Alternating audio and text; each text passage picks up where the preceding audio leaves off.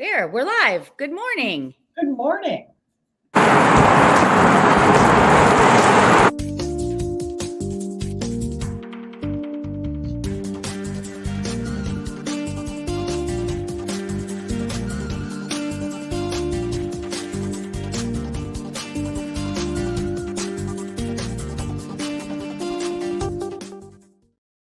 Good morning. Good morning. Good morning.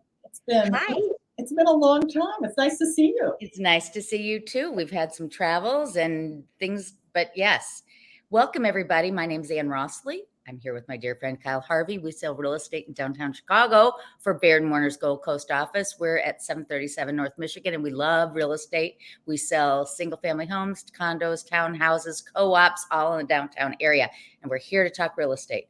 So yes, lots has happened since we got together and we have lots to share, right? So we're going to talk today about stats. We're going to run through stats really quick, everybody, since we're toward the end of the month.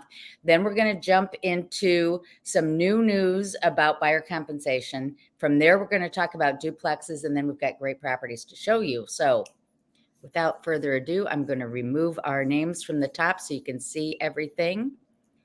And Lakefront communities is what we talk about, those neighborhoods from the South Loop up to Edgewater and just west.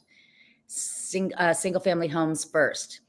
86 homes closed last month. 82 went under contract. 224 were for sale as of the first of the month, and that's 2.6 months worth of inventory. So it's definitely a seller's market still. All right. It varies based on price. If you are $1.2 million or less on a single family home, it's 1.8 months worth of inventory. However, the luxury over 2.5 is 10.5 months. Median sales price, 1.350. That translates to $380 per square foot. Condos. Now I'm going through this fast, but then I'm going to break it down after this. Okay. Yeah, 836 closed, 1080 under contract, 2107 for sale, 2.6 months supply. And again, if you're under the median sales price, it's 2 months worth of inventory. If you're 1.3 million or above, it's 11.6 months worth of inventory. Median sales price, 410. And showings per listing last month in March was 4.4. Okay, this is rolling 12 months, shows that for the last 12 months, 9,800 condos have closed versus 12.2 versus the previous period versus 15.9 before that. So it's slower.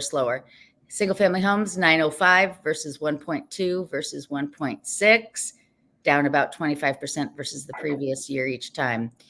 Okay, through February, and this is the latest, I checked this morning, there's nothing newer. Showing index 198.9, which is actually, I'm going to remove our logo there so you can see better.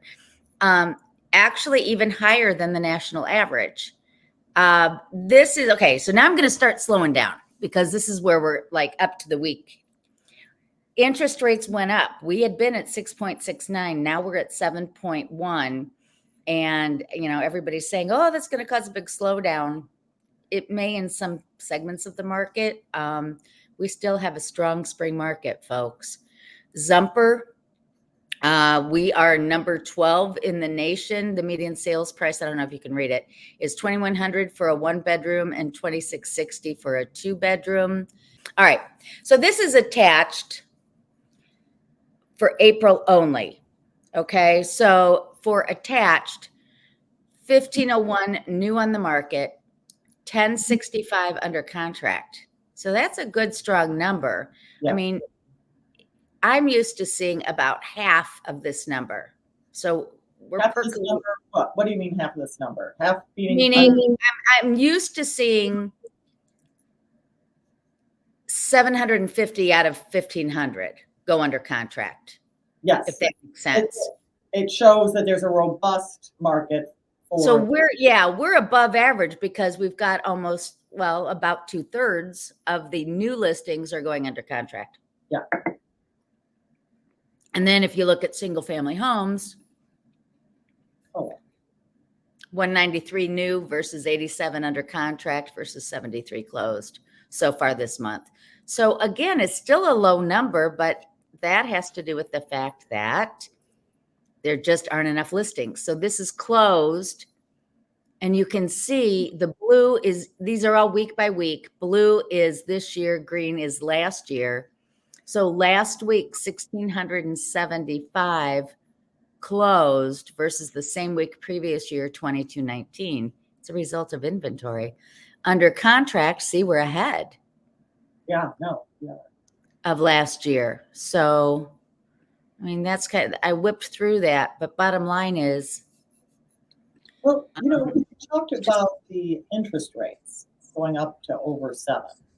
And I think that's affecting more sellers than it is buyers right now, just because sellers often have a lower interest rate and they don't want to trade. So it becomes. as opposed to first-time buyers who can wrap their head around it. Yeah. I think buyers who are who don't own have wrapped their head around, whether they're first-time buyers or people who've rented or whatever, they can wrap their head around the interest rates. But I think it's sellers who are like, wait, I'm going to sell something, I'm going to buy something else, and I'm going to pay a whole lot more or pay the same for a whole lot less. It just, they're having a hard time wrapping their heads around it. Yeah, I think that's right. I think that's right. The New York Times has been doing a couple of articles, but it may have been whatever, of are boomers being served by staying in their existing homes because they're stuck in them because they think they don't want to have to take a higher interest rate or do something else or whatever. And instead, they're sort of trapped as they age, that they can't, they're stuck in these houses that they can't maintain. They are not tapping into their equity that would give them happier lives. All of this. Well, yeah, right. Well, it was very similar, Kyle, to when Tom and I were thinking about selling. Because if you looked at the monthly payment for our home that we were in, versus what we would buy downtown, because we were, in Lakewood Balmoral, it was about the same. So then the question is, on a monthly basis, do we sell our home that we have equity in, that we have a cheap interest rate on, and come downtown, or do we stay where we are? But I think in general, people don't look deeper. Yeah. And that is maintenance costs, upcoming, structure or mechanical costs like furnaces and roofs and, tuck pointing or painting exterior windows, yeah. So, and then you've got things like landscaping. I used to spend, I don't even want to tell you how much I spent every year on mulch and flowers and the, mowing the lawn and all that stuff. So, and as we get older, I mean, these boomers, their kids live somewhere else. It's not like they can help maintain the home. Right. We're sort of stuck as. But I think we need to do a campaign. Maybe we should do a case studies, like a downsizing case study, like what the costs are and so forth. I mean, I went on a listing appointment last week, and it was the same thing. They have this big, beautiful home, 5,000 square feet. Neither of their sons lives in Chicago, and,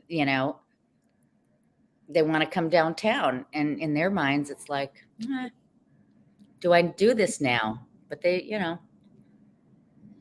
So I'm helping out in a state right now, and I can only imagine how disastrous it would be if they were in a big house, because as we age, we do not get rid of things. We just put them where we can't see them. Right. And the amount of junk that has accumulated has taken, I got to change my photography appointment because the place isn't yet cleaned out. It's just, it's just it's really hard. So as boomers, and I'm at the tail end, probably people would say I'm Gen X. As we get older, we all want to be Gen X.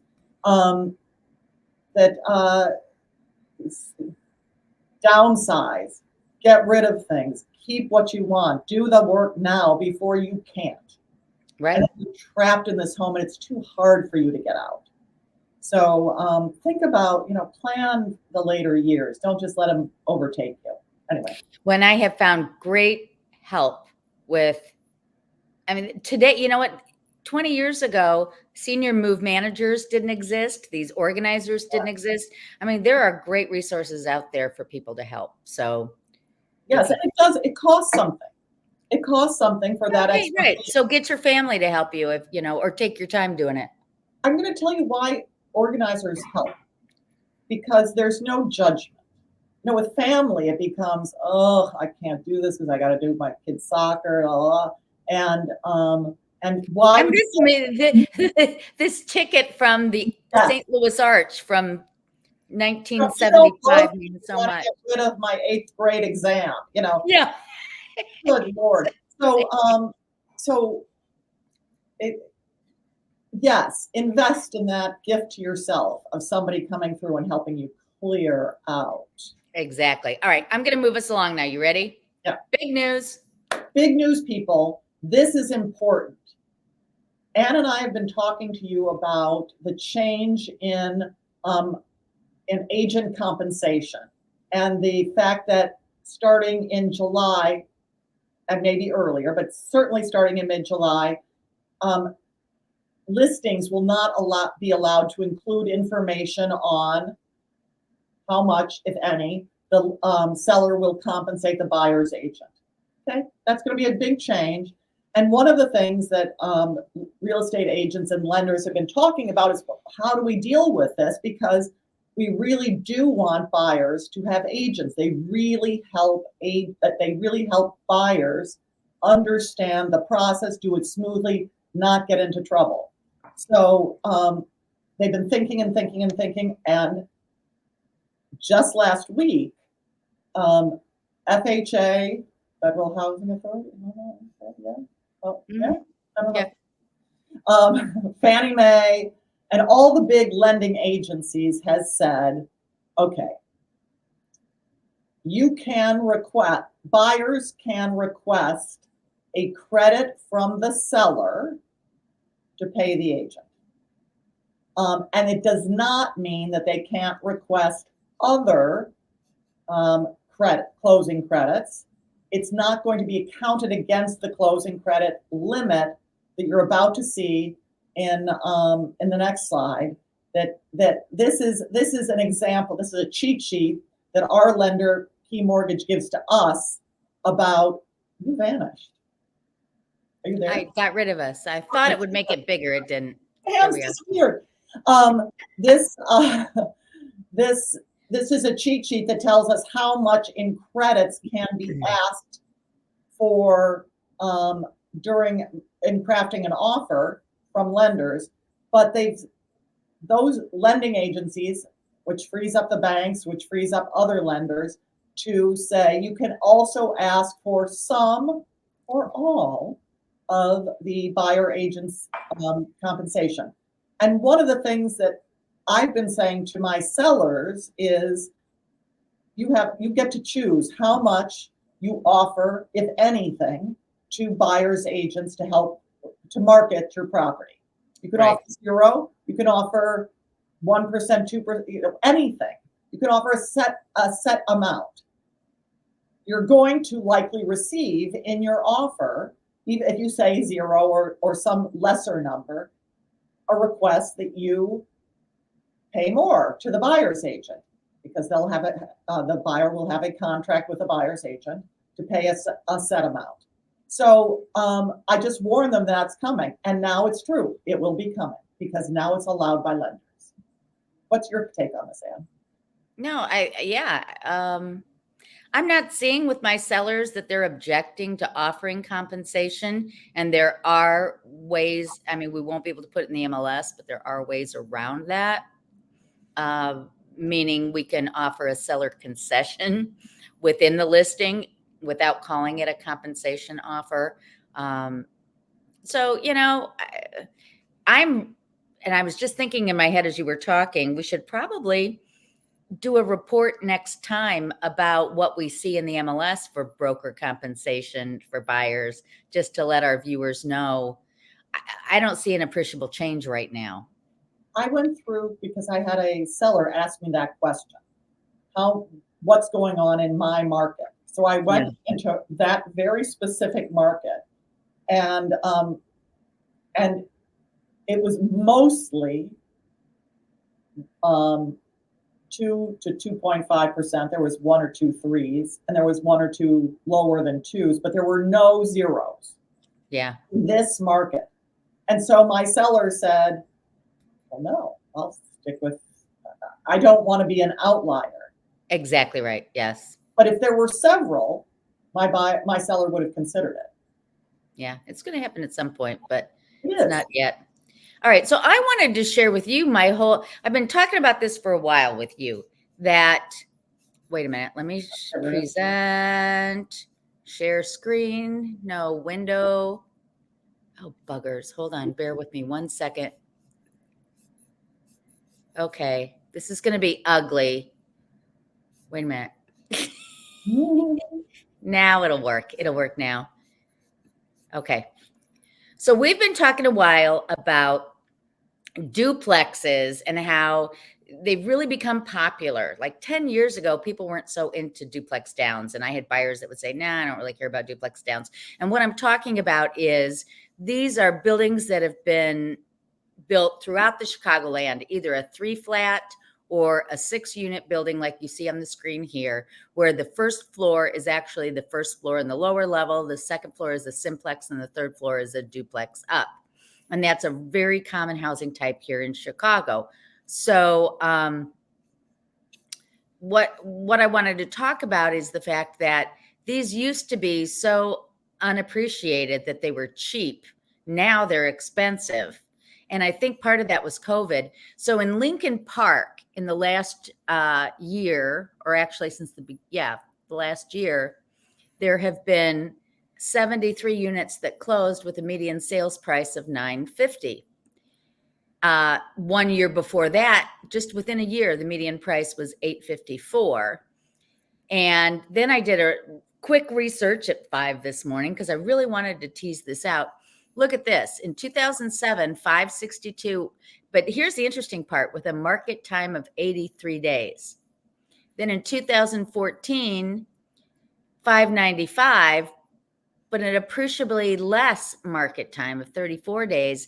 And in the last 12 months, like rolling up to now, 886. Now, this is Lakeview. Pardon me for not saying that earlier. This is the Lakeview market. That's why the numbers don't match previous screens. 886, 17 market days on market. I had a duplex down in 2020 that nobody wanted. It was a one. It was meticulously maintained, right in the best neighborhood. Just a fantastic. It was your Old Town, right? It was in Old Town. Yeah. And I think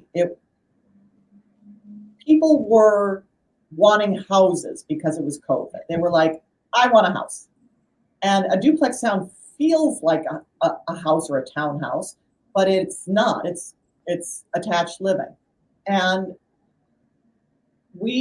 had we gone on the market this year, it would have sold for a whole lot more. Much more quickly. So much more quickly. Right. And so first of all, it took us 8 months to sell. But it would have sold much more quickly. It would have sold for a much higher price. I get Top Agent Network alerts looking for a duplex down, because these are often young families, and to climb the stairs with a stroller is impossible. Right. So they all want the duplex down where they can it's only one short flight of stairs to the half floor up. Right. It's amazing. Or they have a dog, and taking a dog up 3 flights isn't really fun. So, So duplex downs have gotten very popular. I remember listing a duplex down on Halstead 3 years ago for over $1 million. And I'm like, oh my gosh, how long am I going to be stuck with this? And it sold, within 3 months. But yeah, that would be sold in a hot second right now. So. Right now, if you put it on private, it would sell. Right. And but don't you think part of it is because of the comparison to a single family home too? I think you can't touch, just in Lincoln Park. There's you can't single family homes. Yeah. Exactly right. But it gives you 3 or 4 bedrooms and 2 public areas, right? Plus outdoor space. Yeah, no. And it gives you outdoor space, and there's usually parking. And and it's got it doesn't have no HOA, but it has a very low HOA. Right. This also, though, you should really treat it like a house. Set aside money each month into a fund, because there will be repairs and they're not building reserves. So you have to build your own reserve, because the 3 people who own it, or 6, who own in the building will have to cough up the full amount of whatever repairs are necessary. Right. Exactly. More good advice from Kyle, everybody. Make note of that. Okay. So now let's talk about properties. You've got some things to show us, right? We have just pretty things. Okay, good. So can you pop up the February 19 properties? February 9? It's not February 9. This? April 22. But I just reused. Yes, thank you. So now I found 2 properties that look sort of the same. This is 1442 West Berteau Avenue. Wow. Is this still in sort of the Buena Park? What would you call this neighborhood? No, I call it Graceland West. That's what they called it. It seems sort of east for Graceland West, but I get a little. Well, it's this weird little pocket. You're right, because it's a weird. Yeah. Anyway, it's north of Irving Park, but it's just so So this is on an 82 by 125 foot lot. 82. Yeah. Wow. What year? So that's more than 3 lots. Yeah. Yes, it is 3 and change. What do you think? Wow. When do you think this house was built? It's 7,000 square feet. Well, the exterior makes it look like it was probably built, I would say, 2012. See, I got fooled that this was an old house. It was made look fresh. It was 2010. See, Anne is much more savvy. I look at it, I'm like, oh, it looks like it's so pretty. Anyway. But then you go to the interior. Very modern, beautiful interior. This is it's sort of a great room. And everything's modern. So this is for almost $5 million. It has 4-car parking. I thought this was a pretty bathroom. I don't normally do bathrooms, but I'm a little alarmed by the bunny. What's the bunny? My eye was drawn immediately to that as well. I was just like, I want somebody to weigh in on the bunny, because it seems to be a monocle with a chain hanging from the bunny's eye. I just would like. Oh, right. That's a little bit difficult to see in this size screen, but I see it now. Yeah.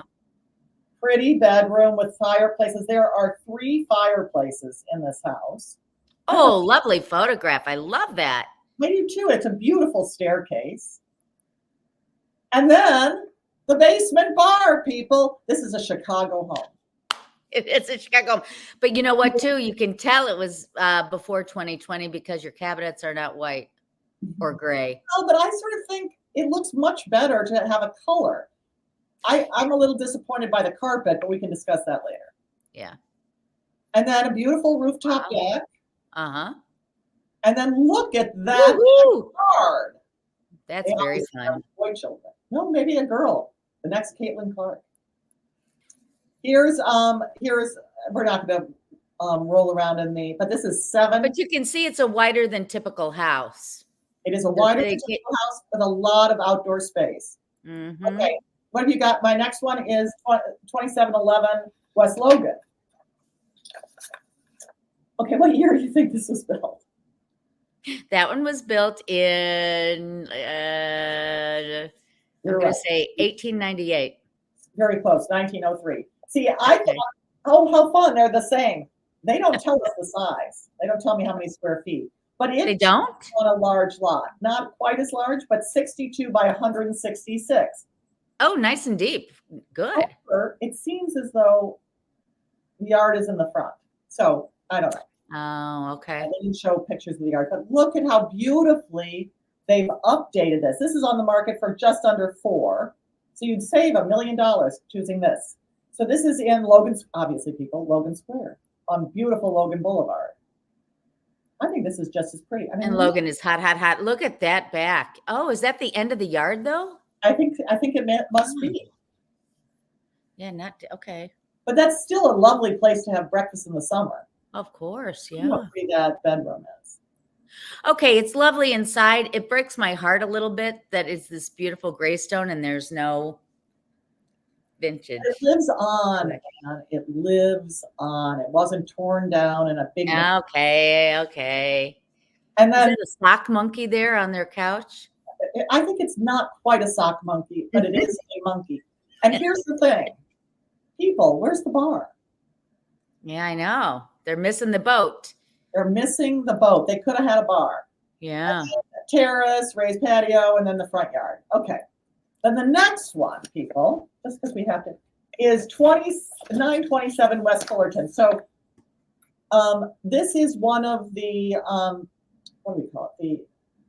You call McCormick. it a It's McCormick? a McCormick. I can't tell exactly, but it's going to be on the south side of Fullerton, just west of Halstead. So In those, I call them the seminary row houses, but yeah, right, because it was McCormick Theological Seminary row houses. Yes.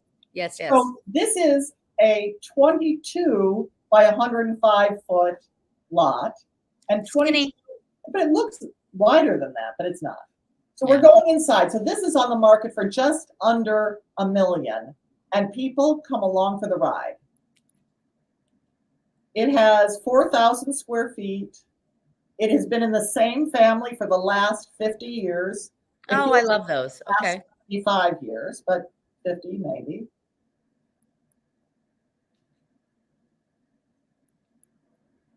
Look at that. Vintage charm. That's what I'm talking about. How much? This is the kitchen. Now, I don't know if I call that vintage charm, but yeah, this needs some work. No, it needs everything. Question. That's the backyard. So they say a slightly smaller but fully rehabbed neighbor was sold in August 22 for $1.6 million. This is not fully rehabbed. This is going. Well, okay, so here are my comments. Yes. Yeah, this is not fully rehabbed. You're gonna do minimum 500, but I'd guess more like 750,000 in rehab on this one. No, you're going to do $1 million, because my guess is you don't think much is salvageable. It's going to need rewiring, plumbing. there may be structural issues. Kitchen. They're going to need to do tuck pointing. They're going to need to do everything to this house. This house is in appalling condition. Windows. No. Look at it. I'm not being mean. I'm not being well, but we don't know if the 1.6 had everything done to it, because it says fully rehabbed. Yeah, that doesn't mean it's had windows though. But no. To your point, it's interesting. There are a lot of these that I've been in where they haven't really done a full rehab. They try to maintain the historic nature and they cobble together a rehab. You know what I'm saying? So you're right. Now, the other thing about this, though, they don't have attached parking. No. So you're parking your car outside. One exterior spot in the lot for the neighborhood. Right. Yeah, no, it is tricky. How many buyers do you have for 1 to 1.6? More than that, people. More than that. And I didn't show you the picture. Yeah. There's a World Book up there. I think those may be World Books up at the top. Or Britannica. Britannica, yeah. It is 6 bedrooms, 1 and 1/2 baths. Ooh. I'm telling you, boy. $1 million, because they have to put in bathrooms. Yeah, you're right. Okay. This is not. This is This is untouched. We're going to watch this, people, but I bet Please, I want to follow this property. I want to follow this one, and I think you had another one I wanted to follow too. But oh, yeah, let's I watch want to follow this one because this deserves a new life. It deserves care, but unfortunately, at this price, the family that's going to want to have this house can't afford it. If you see what I mean. This is not a rich person. No rich person is going to move into this house. In its current condition. No one wants to live smack on Fullerton, right next to an alley and right by the L stop. I mean, this is not fancy rich people. Look at me. No, this is somebody who cares about the neighborhood, who's really comfortable, and who has a nice income, but is not rich. So, that is going to take a significant price drop. Yeah. Very interesting to see where this sells. My memory of these two is their stairs are narrow and tall in these. They're not up to today's code. So it's everything, people. Everything. Oh boy. Somebody come love this house. Love this. A low ball offer and take it off this estate's hands. Yeah. All right. Is that all you've got for us today? Isn't that enough? Yeah, I don't have anything except to tell you that, buyers are out there. There was a time when nobody was interested in my 940 Castlewood. I have vultures circling on that property right now. Well, it's a great property and to do rehab, and we're still at the same price. So it's a fascinating situation. I just want to say, I'm sorry, Dennis Rodkin, you just did a whole thing about prices plummeting, and prices in Chicago are not plummeting, folks. There are certain segments of the market that are slower than others, and that's futzing with the median sales price, right, Kyle? Don't you agree? But it's still up.